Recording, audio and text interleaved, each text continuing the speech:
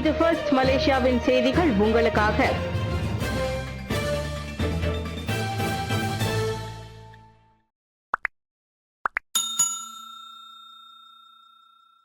மலேசிய பதிப்பக துறையில் புதிய சாதனை. 2025 23,000க்கும் அதிகமான ISBN பதிவுகள். மலேசியாவில் நூல் வெளியீடு மற்றும் பதிப்பகத்துறை தற்போது மிகவும் சுறுசுறுப்பான மற்றும் ஆக்கப்பூர்வமான நிலையை எட்டியுள்ளதாக தேசிய ஒருமைப்பாட்டுத்துறை அமைச்சு கூறியுள்ளது. நாட்டின் நூல் வெளியீட்டு சூழல் வலுவாக இருப்பதை உறுதிப்படுத்தும் வகையில் அனைத்துலக தரத்திலான நூல் பதிப்பு எண்கள் ISBN அதிக அளவில் பதிவு செய்யப்பட்டுள்ளதை அமைச்சு சுட்டிக்காட்டியது. கடந்த ஆண்டில் 23,485 ISBN எண்களும் 304 ISSN எண்களும் பதிவு செய்யப்பட்டுள்ளன. இது அதற்கு முந்தைய ஆண்டின் எண்ணிக்கையைப் போலவே சீரான வளர்ச்சியை பிரதிபலிக்கிறது. பொது வாசிப்பு மற்றும் அறிவியல் ரீதியான படைப்புகளுக்கான தேவை மக்களிடையே அதிகரித்திருப்பதே இதற்கு காரணம் என அமைச்சர் டத்தோ ஏரோ அகாண்டாகான் தெரிவித்தார். இந்த நேர்மறையான வளர்ச்சி 2030ஆம் ஆண்டுக்குள் மலேசியாவை ஒரு வாசிக்கும் நாடாக மாற்றும் அரசாங்கத்தின் இலக்கை வலுப்படுத்துகிறது என்றார் அவர். தேசிய முன்னணியில் மக்கள் சக்தி கட்சி இணைய மாய்கா ஆதரவு. தனேந்திரன். மலேசிய மக்கள் சக்தி கட்சி மற்றும் ஃப்ரெண்ட்ஸ் ஆஃப் பிஎன் தோழமை கட்சிகள் தேசிய முன்னணி கூட்டணியில் உறுப்பு கட்சிகளாக இணைவதற்கு மாய்கா அதன் முழு ஆதரவை தெரிவித்துள்ளது. நேற்று மாய்கா தலைமையகத்தில் அக்கட்சியின் தேசிய தலைவர் தான் ஸ்ரீ SA விக்னேஸ்வரனை சந்தித்து பேசிய போது அந்த உத்தரவாதத்தை அவர் வழங்கியதாக மக்கள் சக்தி தலைவர் டத்தோ ஸ்ரீ RS தனேந்திரன் கூறியுள்ளார். மக்கள் சக்தி கட்சி தேசிய முன்னணியின் உறுப்பு கட்சியாக சேர மாய்கா ஒரு தடையாக இருக்காது. மாறாக இது தொடர்பாக BN தலைவர் டத்தோ ஸ்ரீ அகமது சாஹித் ஹமிதியிடம் தாமே பரிந்துரைக்க தயாராக இருப்பதாகவும் விக்னேஸ்வரன் உறுதியளித்ததாக தனேந்திரன் சொன்னார். மிகவும் இணக்கமான சூழலில் நடைபெற்ற இந்த வரலாற்று சிறப்புமிக்க சந்திப்பில் மக்கள் சக்தி கட்சியின் துணைத் தலைவர் டத்தோ RK ரமேஷ், உதவி தலைவர் K குகேஸ்வரன் மற்றும் உச்சமன்ற உறுப்பினர் SB பாலா உள்ளிட்டோரும் கலந்து கொண்டனர். தான் ஸ்ரீ விக்னேஸ்வரனின் பெருந்தன்மையான அணுகுமுறை மற்றும் அரசியல் முதிர்ச்சிக்கு தான் ஸ்ரீ தனேந்திரன் மனமார்ந்த நன்றியை தெரிவித்துக் கொண்டார். தேசிய முன்னணியில் புதிதாக ஒரு கட்சியை சேர்த்துக் கொள்வதென்றால் அனைத்து உறுப்பு கட்சிகளும் ஒருமனதாக சம்மதம் தெரிவிக்க வேண்டும் என்பது கூட்டணி அமைப்பு விதியாகும். தாமான் மேடான் ஸ்ரீ மகா மாரியம்மன் ஆலய விவகாரம். இடமாற்றம் செய்ய ஸ்லாங்கூர் அரசு பரிசீலனை. ஸ்லாங்கூர் தாமான் மேடானில் உள்ள ஸ்ரீ மகா மாரியம்மன் ஆலயத்தை குடியிருப்பு பகுதிக்கு அருகில் கட்டுவதற்கு அப்பகுதி மக்கள் எதிர்ப்பு தெரிவித்துள்ள நிலையில் அந்த ஆலயத்தை வேறு இடத்திற்கு மாற்றுவது குறித்து ஸ்லாங்கூர் மாநில அரசு தீவிரமாக பரிசீலித்து வருகிறது.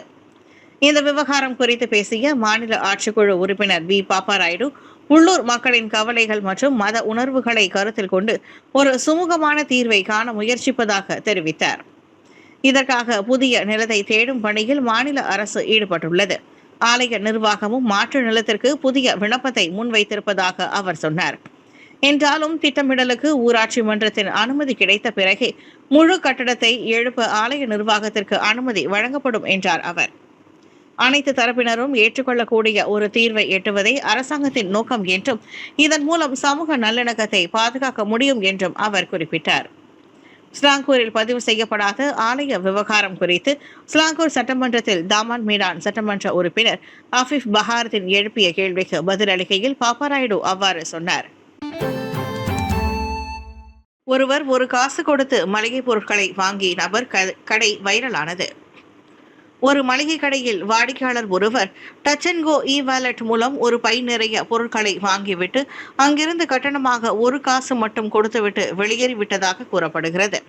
இந்த சம்பவம் சமூக ஊடகங்களில் வைரலாகி பரவி வருகிறது. அதனுடன் இதுபோல ஆகிவிடாதீர்கள், எல்லா விதமான பொருட்களையும் வாங்கிவிட்டு ஒரு காசு மட்டும் செலுத்திவிட்டு ஓடிவிடாதீர்கள் என்ற எச்சரிக்கை வாசகமும் இடம்பெற்றுள்ளது. எக்ஸ் தளத்தில் பரவலாக பகிரப்பட்ட 20 வினாடி காணொலி ஒன்றில் பணம் செலுத்தும் இடத்தில் பல பொருட்களுடன் ஒருவர் நிற்பது தெரிகிறது. அங்கு கடைக்காரர் அந்த பொருட்களை ஸ்கேன் செய்த பிறகு விவேக தொலைபேசி வழியாக QR குறியீட்டை பயன்படுத்தி பணம் செலுத்தப்படுகிறது. முழு தொகையையும் செலுத்துவதற்கு பதிலாக அந்த நபர் 1 சென்ட் செலுத்தியதாக நம்பப்படுகிறது. சவுண்ட் பாக்ஸ் கருவியிலிருந்து உறுதிப்படுத்தும் தகவல் வந்தவுடன் கேஷியர் நன்றி என்று பதிலளித்தவுடன் பொருட்களை வாங்கிய நபர் அப்பொருட்களை எடுத்துக்கொண்டு அங்கிருந்து சென்று விட்டார். அதன்பின் பரிவர்த்தனை தொகையை கேட்ட சில கணக்குகளுக்கு பிறகு கேஷியர் அந்த முரண்பாட்டை உணர்ந்ததாக தெரிகிறது. QR கட்டண செயல்முறையின் போது இந்த சம்பவம் வேண்டுமென்றே செய்யப்பட்டதா அல்லது உண்மையான உள்ளீட்டு பிழையா என்பது இன்னும் தெளிவாக தெரியவில்லை. பிரிக்ஃபீல்ட்ஸில் பார்வை குறைபாடுடையோர் பாதையை மறைக்கும் மோட்டார் சைக்கிள்கள் உடனடி தீர்வுக்கு கோரிக்கை. கோலாலம்பூர் பிரிக்ஃபீல்ட்ஸில் உள்ள KL சென்ட்ரல் மோனோரேல் நிலையத்திற்கு கீழ் பார்வை குறைபாடுடையோருக்கான பிரத்யேக நடைபாதை மோட்டார் சைக்கிளால் ஆக்கிரமிக்கப்பட்டுள்ளதால் அங்கு பெரும் பரபரப்பு ஏற்பட்டுள்ளது. சம்பவ இடத்திற்கு நேரில் சென்ற குழுவினர் அங்குள்ள அவல நிலையை பதிவு செய்தனர்.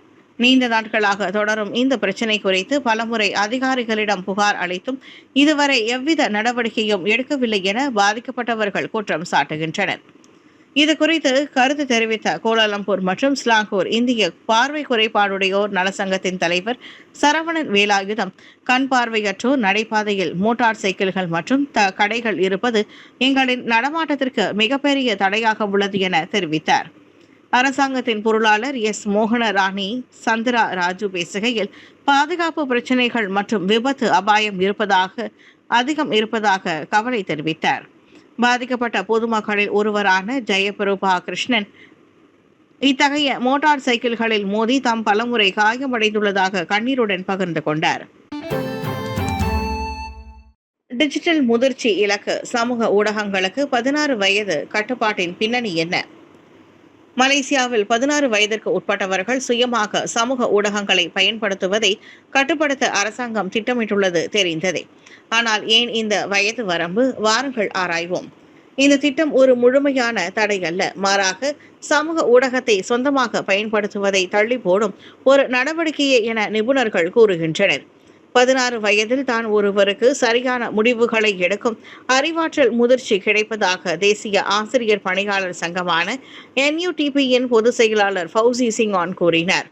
16 வயதுக்கு குறைவான சிறார்கள் இணையத்தில் பார்க்கும் அனைத்தையும் அப்படியே நம்பும் பழக்கத்தை கொண்டவர்கள்.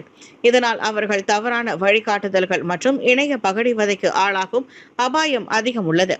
எனவே இந்த வயது கட்டுப்பாடானது அவர்களின் வளர்ச்சி காலத்தில் ஒரு பாதுகாப்பு கவசமாக அமையும் என எதிர்பார்க்கப்படுகிறது. இருப்பினும் வெறும் வயது வரம்பு மட்டுமே இதற்கு தீர்வாகாது என குழந்தைகள் நல ஆர்வலர்கள் எச்சரிக்கின்றனர். பெற்றோரின் கண்காணிப்பு எப்போதும் சாத்தியமில்லை என்பதால் இணைய தளங்களின் பாதுகாப்பான வடிவமைப்பு மற்றும் பள்ளிகளில் டிஜிட்டல் அறிவு புகட்டப்பட வேண்டியதன் அவசியத்தையும் அவர்கள் வலியுறுத்துகின்றனர். 3 மாதங்களாக ஒரு குழந்தையை கொடூரமாக துன்புறுத்தியதை ஆடவர் ஒப்புக்கொண்டார். சிங்கப்பூரை சேர்ந்த ஆடவர் ஒருவர் சுமார் 3 மாதங்களாக 9 மாத குழந்தையை அதன் தலைமை தண்ணீர் வாளியில் அமுக்குவது, முகத்தில் தலையணையை வைத்து அழுத்துவது மற்றும் வாயில் நுரை வரும் வரை மீண்டும் மீண்டும் கழுத்தை நெரிப்பது போன்ற கொடூரமான வழிகளில் துன்புறுத்தியுள்ளார். அந்த நபர் வெற்று தளத்தில் குழந்தையின் கழுத்தை நெரிப்பதை கண்ட ஒரு பெண் இது குறித்து போலீசிற்கு தகவல் கொடுத்ததால் அந்த துன்புறுத்தல் முடிவுக்கு வந்தது. குழந்தையை அந்த நபர் துன்புறுத்தும் பல காணொளிகள் அவரது கை தொலைபேசியில் பதிவு செய்திருப்பதும் வெளிச்சத்திற்கு வந்தன. பாதிக்கப்பட்ட குழந்தையின் தந்தையான தனது மைத்துனர் மீது இந்த விரோதத்தின் காரணமாக அக்குழந்தையை துன்புறுத்திய குற்றத்தை அந்த ஆடவர் ஒப்புக்கொண்டார். 32 வயதான அந்த நபருக்கு 12 முதல் 15 ஆண்டுகள் சிறை தண்டனையை அரசு தரப்பு வழக்கறிஞர்கள் கோரியுள்ளனர். பாதிக்கப்பட்டவரை பாதுகாக்கும் தடை உத்தரவுகள் காரணமாக இந்த வழக்கில் சம்பந்தப்பட்ட அனைத்து தரப்பினரின் பெயரையும் வெளியிடக்கூடாது என நீதிமன்றம் உத்தரவு பிறப்பித்துள்ளது. தமிழக தேர்தல் 2026 பிற்பகல் 3:50 மணி வரை 70% வாக்குப்பதிவு. 2026 தமிழக சட்டமன்ற தேர்தலுக்கான வாக்குப்பதிவு நேற்று காலை தொடங்கி விறுவிறுப்பாக நடைபெற்றது. அனைத்து 234 தொகுதிகளிலும் பொதுமக்கள் நீண்ட வரிசையில் நின்று தங்கள் ஜனநாயக கடமையை ஆற்றினர். இந்திய நேரப்படி பிற்பகல் 3:50 மணி வரைக்குமான நிலவரப்படி சுமார் 70 விழுக்காடு வாக்குகள் பதிவாகியிருந்தன. என்றும் இல்லாத அளவுக்கு தேர்தல் திருவிழா களை கட்டியிருப்பதால் இது அபரிமித வாக்குப்பதிவு சாத்தியமாகியுள்ளது. ஆங்காங்கே சில மோதல்களை தவிர பெரிதாக அசம்பாவிதம் இன்றி அமைதியான முறையில் வாக்குப்பதிவு நடைபெற்றது. பலத்த போலீஸ் பாதுகாப்பும் போடப்பட்டது. இந்த தேர்தலில் ஆளுங்கட்சியான திமுக, எதிர்க்கட்சியான அதிமுக, சீமானின் நான் தமிழர் கட்சியோடு முதல் முறையாக தேர்தல் களத்தில் இறங்கியுள்ள நடிகர் விஜயின் தமிழக வெற்றி கழகமும் கடும் போட்டியை கொடுக்கிறது.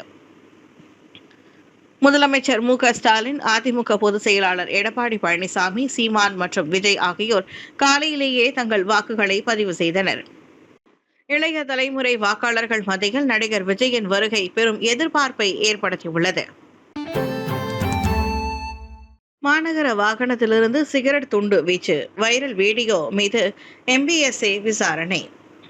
ஷா ஆலம் மாநகர மன்றத்திற்கு சொந்தமான வாகனத்திலிருந்து சிகரெட் துண்டு ஒன்று வெளியே வீசப்பட்டதாக கூறப்படும் வைரல் வீடியோ தொடர்பாக MBSA நிர்வாகம் தீவிர விசாரணையை தொடங்கியுள்ளது. சமூக வலைதளங்களில் பரவி வரும் அந்த வீடியோவில் MBSA சின்னம் பொறிக்கப்பட்ட வாகனத்தின் ஜன்னல் வழியாக சிகரெட் துண்டு வீசப்படுவது தெளிவாக பதிவாகியுள்ளது. மாநகர மன்ற ஊழியரே இவ்வாறு பொது இடத்தில் குப்பை வீசுவது முறையற்றது என பொதுமக்கள் கடும் கண்டனம் தெரிவித்து வருகின்றனர். இதுகுறித்து அறிக்கை வெளியிட்டுள்ள MBSA தங்கள் ஊழியர்களின் இத்தகைய ஒழுக்கமற்ற செயல்களை ஒருபோதும் பொறுத்துக்கொள்ள முடியாது என்றும் தெரிவித்துள்ளது. சம்பந்தப்பட்ட ஊழியர் மற்றும் வாகனத்தை ஓட்டி சென்றவர் அடையாளம் காணப்பட்டு அவர்கள் மீது துறை ரீதியான விசாரணை நடத்தப்பட்டு உரிய நடவடிக்கை எடுக்கப்படும் என அது உறுதியளித்துள்ளது. அரசு வாகனங்களை தனிப்பட்ட உபயோகத்திற்கு பயன்படுத்தக்கூடாது என்ற விதிமுறைகளை அனைத்து ஊழியர்களும் பின்பற்ற வேண்டும் என மீறினால் நடவடிக்கை எடுக்கப்படும் எனவும் எச்சரித்துள்ளது. மேக்ஸ் நெடுஞ்சாலையில் குடிபோதையில் வாகனம் ஓட்டிய போது மரணத்தை ஏற்படுத்திய விபத்து ராணுவ அதிகாரி கைது. நேற்று அதிகாலை மேக்ஸ் நெடுஞ்சாலையில் மது போதையில் வாகனம் ஓட்டிய ஆடவர் ஒருவரின் கார் ஹேலிங் வாகனம் மீது மோதியதில் அதன் ஓட்டுநர் உயிரிழந்தார். இந்த விபத்து தொடர்பில் ராணுவ அதிகாரி ஒருவர் கைது செய்யப்பட்டார். பெரடுவா அல்சா மற்றும் ஃபோர்ட் ஃபியாஸ்டா சம்பந்தப்பட்ட விபத்து குறித்து காலை மணி 5:38க்கு போலீஸ் துறைக்கு தகவல் கிடைத்ததாக கோலாலம்பூர் போக்குவரத்து விசாரணை மற்றும் அமலாக்கத்துறை தலைவர் சம்சுரி இசா வெளியிட்ட அறிக்கையில் தெரிவித்தார். 31 வயதான ராணுவ அதிகாரி தனது ஃபோர்ட் ஃபியாஸ்டா காரை எதிர் திசை பாதைக்கு ஓட்டி சென்று 41 வயதான ஹேலிங் ஓட்டுநர் ஓட்டி வந்த பெரடுவா அல்சா காரின் மீது நேருக்கு நேர் மோதியது தொடக்கக்கட்ட விசாரணையில் தெரிய வந்துள்ளது. KLIA-விலிருந்து 22 வயது ஆண் மற்றும் 20 வயது பெண் என 2 வங்காளதேச நாட்டினர் அந்த அல்சா காரில் பயணம் செய்தனர்.